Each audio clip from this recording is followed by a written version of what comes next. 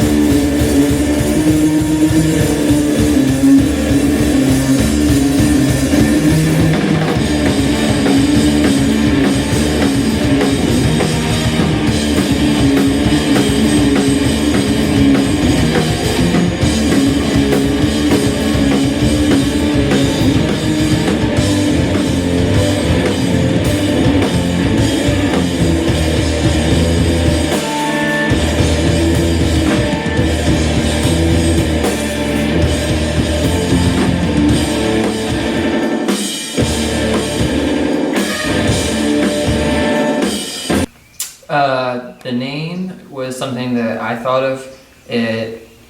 I pretty much just liked the way that it looked and sound, and I thought that it was a good representation of what we sounded like, at least sort of like the sound of the music, at least maybe more of like the chaotic aspects of it. It's also definitely maybe subliminally like a little bit of a reference to Madlib, the hip-hop producer who has an alias, KWAZYMOTO, or Lord Quaz, if you know what I'm talking about. That was probably definitely kind of intentional, but needed a name, and not much effort was honestly put into it, but that's sort of where it came from. Yeah, that was the first thing that you had threw at me, and I was like, that sounds good.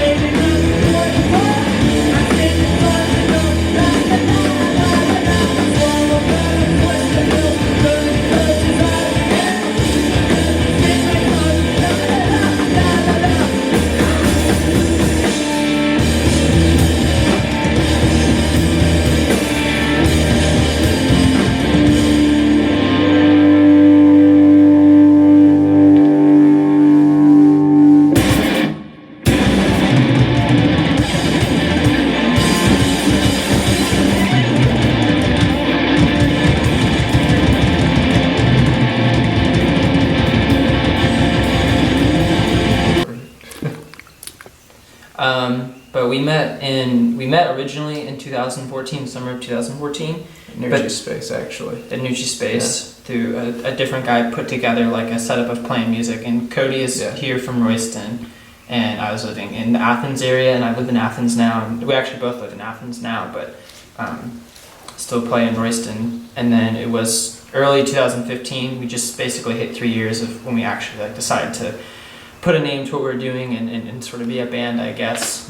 And in that time, I mean, we started as a 2-piece, and I've recorded a decent bit. We've recorded like 3 EPs and 2 albums, and have plans and dates booked to go back and record more this summer.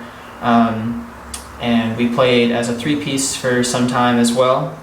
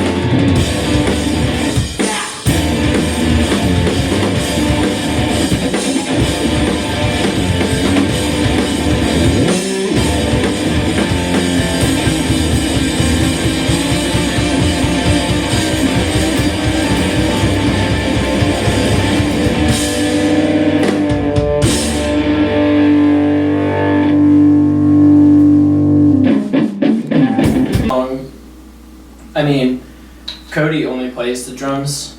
I don't mean that as like a slight or anything, but that's basically what he does. And so when we started as a 2-piece, the way it basically works is that, I basically have, the music component, the chord progressions and melodies, whatever, you can call them like melodies or whatever, and do vocals and lyrics and stuff. And he basically makes not just drum parts, but I feel like the rhythm of the songs too.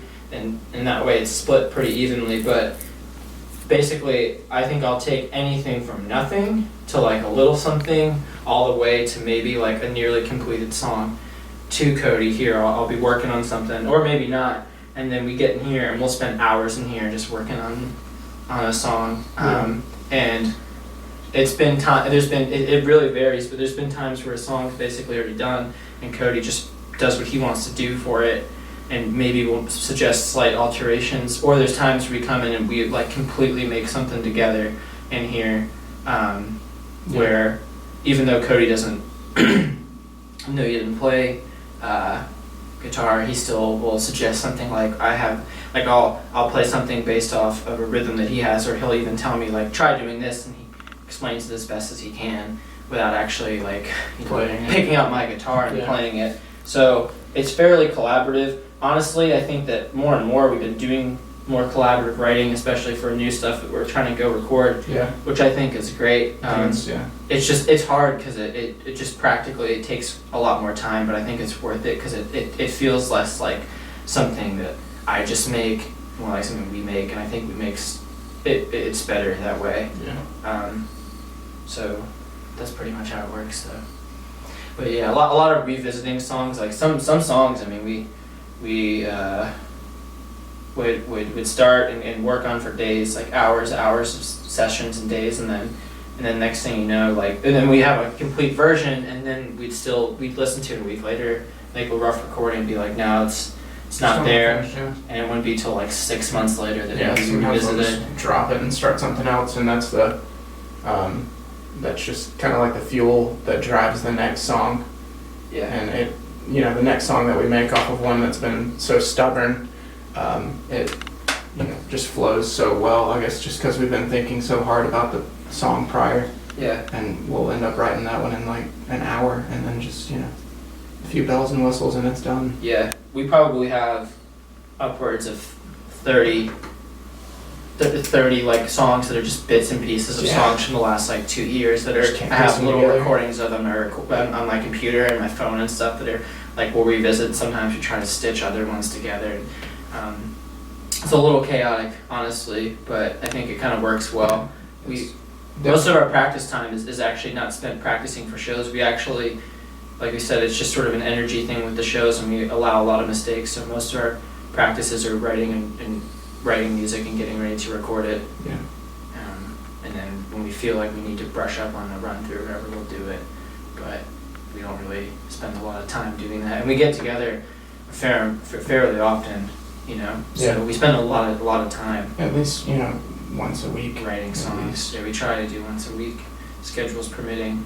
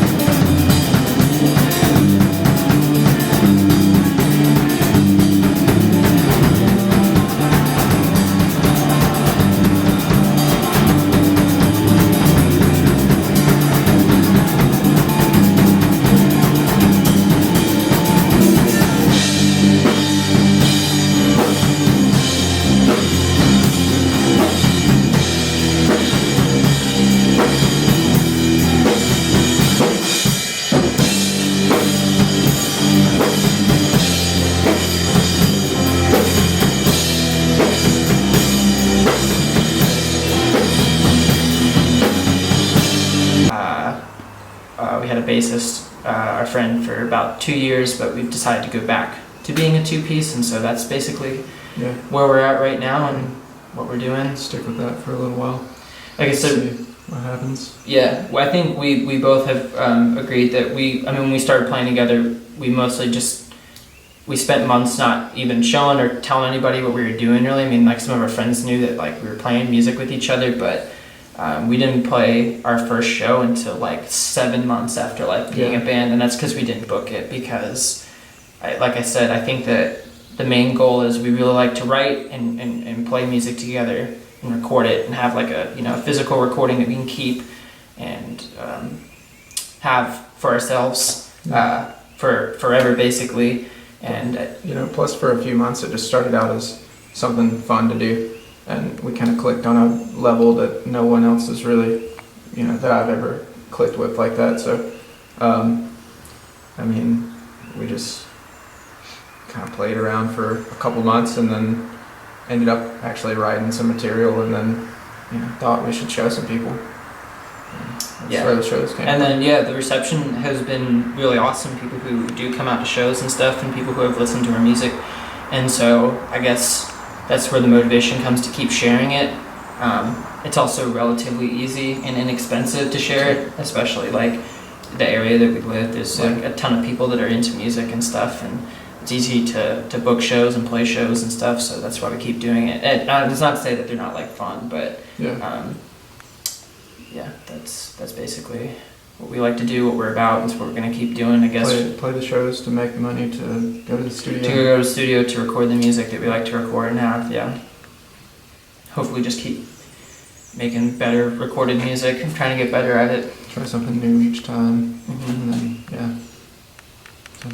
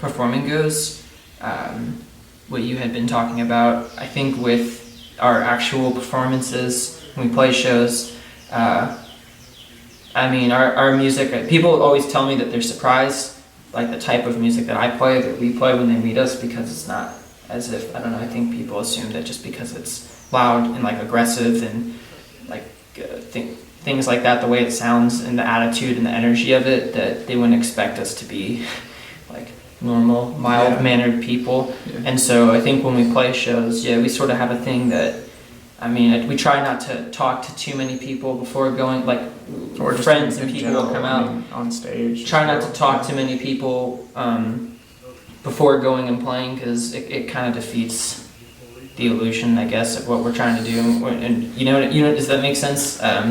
It kind of dampens the experience a little bit, if you know that. And I think it's better to just come in and sort of have this high intensity show and maybe be like, wow, that was neat. But if you come and you talk to me in this sort of way for a few minutes before get up and do it, I feel like it's almost like a performance.